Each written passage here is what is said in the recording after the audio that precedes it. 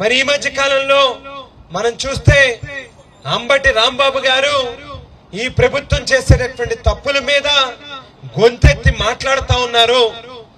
ఎక్కడ ఈ ప్రభుత్వం ప్రజల మధ్య చులకనవుతుంది అనేటువంటి ఒక భయంతో అంబటి రాంబాబు గారు ఏదైతే తిరుపతి వెంకన్న బాబు గారు వెంకటేశ్వర స్వామికి సంబంధించినటువంటి లడ్డు వ్యవహారం మీద చేస్తా ఉన్నటువంటి ఒక తప్పుడు దుష్ప్రచారం మీద మాట్లాడినటువంటి పాపానికి ఏదైతే ఈ భారతదేశంలోనే అత్యున్నతమైనటువంటి న్యాయస్థానం సుప్రీం కోర్టులో స్వయంగా సిబిఐ దాఖలు చేసినటువంటి ఒక అంశం మీద ప్రస్తావిస్తే మరి ప్రభుత్వం తాలూకా పెద్దలకి అది బాధ అనిపించింది.